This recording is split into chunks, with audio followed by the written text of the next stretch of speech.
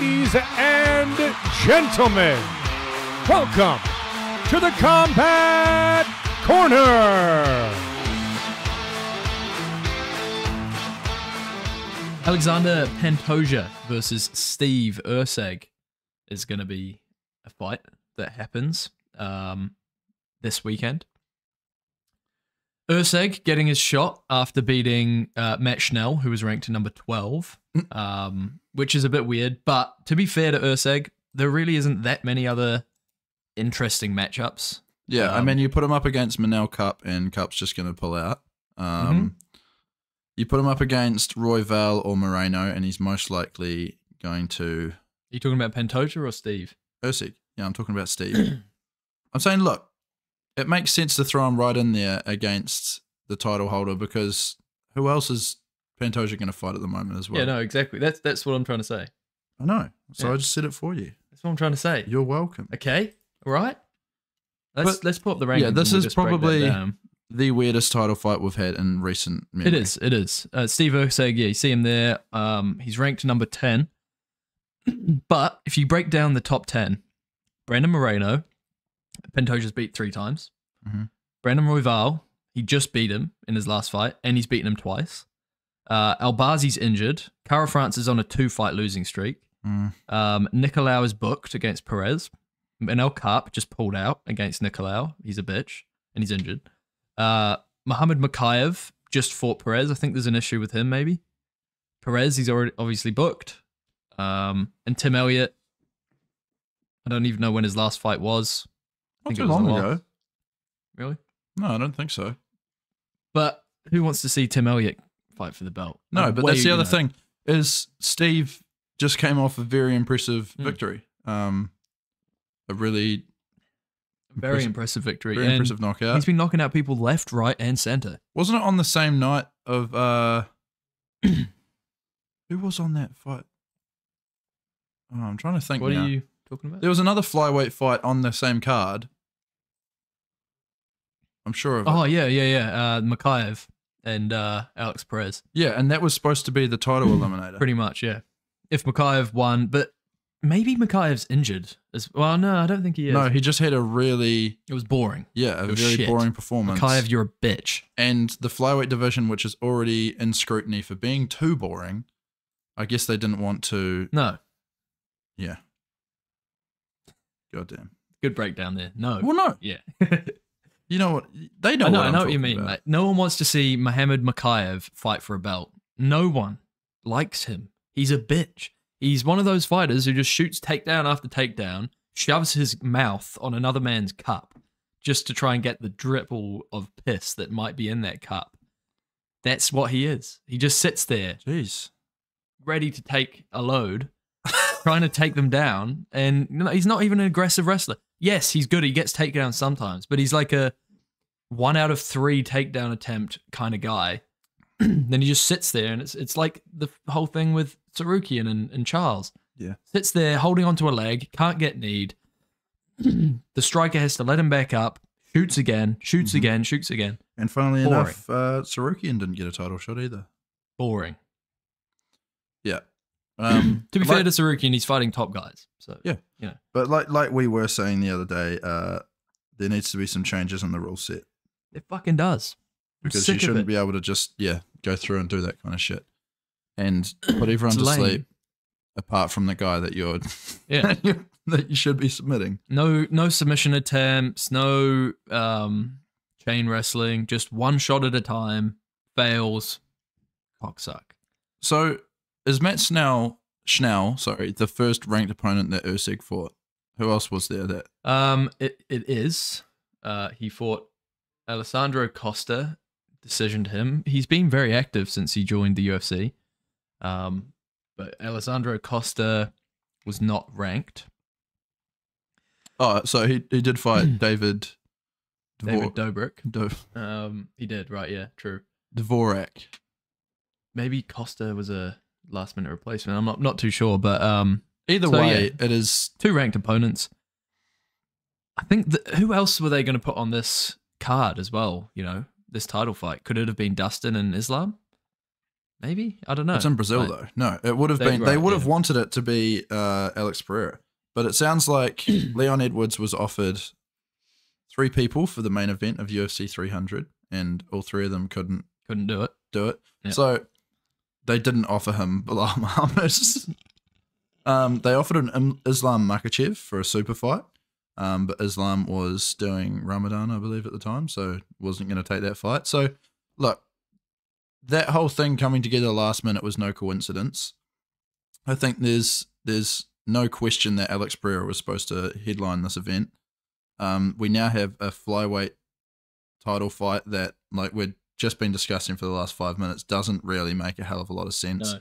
And then everything below that, sure, Jose Aldo's on there, but he's fighting who? Do you know what I mean? Like, yeah. And then we've got Anthony Smith coming in, the 3rd fight on the card. It's not a pay-per-view worthy card. Like, this should be a fight night. It would be a really good fight night, don't get me wrong, but Paul Craig is your opening fight against Caio Borralho. You've got Miguel Pereira against Pantoja, 2 guys that really aren't pay-per-view main card worthy at all. And Miguel has proven that over and over again. He can't be relied upon to... No. Anthony Smith, I'm sorry, but it's not 2018. No one cares. Petrino, I'm interested to see what he does, but I want to see him on the prelims.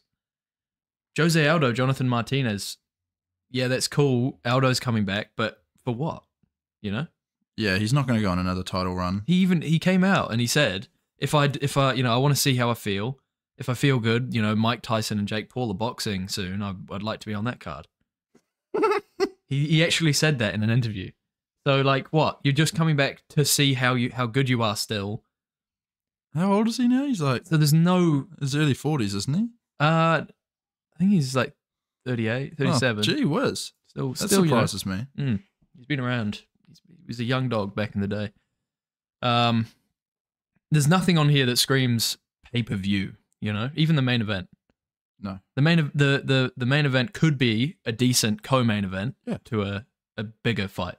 Well, here's the thing: is a Pantoja fight's always going to have some levels of excitement depending on who he's fighting, and I think Erceg is the most exciting opponent for him at the moment. So that's going to be fun. But in terms of it's the names that hold weight in terms of how many pay-per-view buys they're going to get, and this isn't going to get jack shit. Oh no, fuck no! This is going to get a lot of streams. It's going to get a lot of streams, but. Well, not even that compared to other events. Yeah. But this is going to have a great reception in Brazil. Until their guy loses and then they sulk and leave the arena early. Oh, they have been getting way more... The Brazilian fans have been getting more educated and a bit more reasonable, we'll say. Yeah, we'll see. But look. All I'm saying is if Jonathan Martinez and Steve Erceg win, we're going to see bottles thrown into the cage. That's my prediction.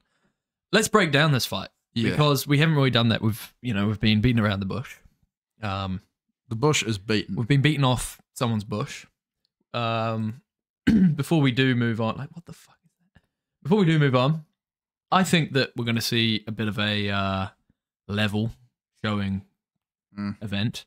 I think Steve has got what it takes to be champion, but I'm not sure if he's at the point in his career right at the very minute to take that step. No.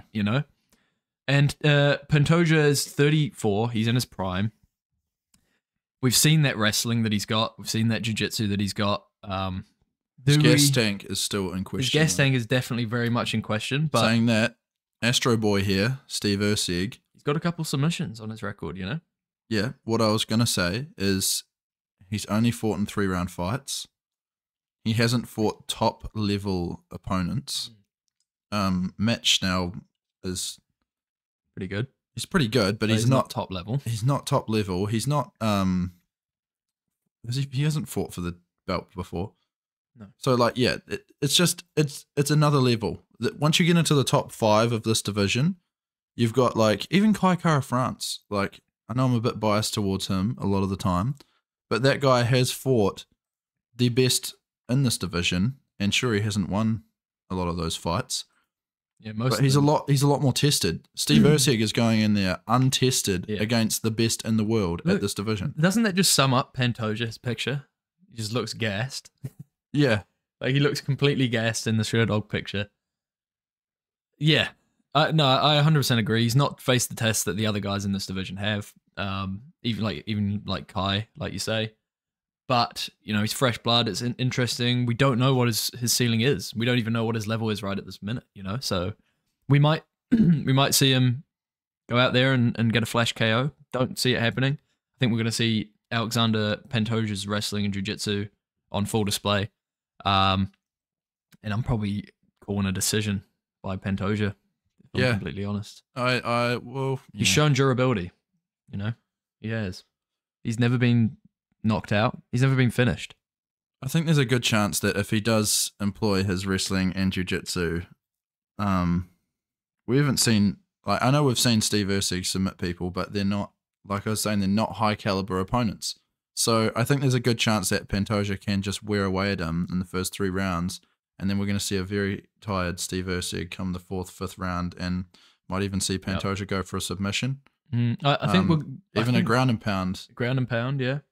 We might see Pantoja get rocked early, potentially, or you know, in the first 2 rounds, we might see him get rocked, but like you say, he's durable. Turn it around, yeah, he's durable, and he does have that kind of fire burning in his heart where he does want to keep the belt. Man. He showed that against Royval in that fight when he was getting way outclassed on the feet, but he just somehow kept taking him down and ending up on top. And yeah. Look, and when he's not gassed, he's got good hands too. Mm-hmm. And I think, but that is the first thing that goes. As soon as his gas tank goes, his guard just comes down and his chin is there to be touched. So, you know, we could see Steve get a finish. You never know, but I'm calling Pantoja by 4th round stoppage. I'm going to say decision, but I could see that happening too, like a gassed Steve Erceg getting taken down and then finished, kind of giving up. Don't get me wrong, I want to see Steve Erceg win, but I just... Yeah, it would be great. I don't know his way to that victory at this point in time. Have you noticed that like all the Aussies that come into the UFC have like barely any personality? Well, not all of them, but quite a lot of them. What about Volk? Yeah, but like... What about Whittaker? Yeah, exactly. They're not like... Whittaker has good personality. Maybe personality's not the right word. They're not very like outlandish. No. You know, they're not like willing to like... Well, I'm just mainly just talking... Yeah, but he's like different, you know. I'm mainly talking about Erceg and Jack Della Maddalena. So you're talking about 2 Australians, right? They just have nothing on the mic. They got nothing. They're just like, oh yeah, just came in here to get a knockout, and I did, and yeah, and that's all they say. And then you just move on. They're prison people. Prison people. Yeah, it's prison island. Dirty bastards. Moving on.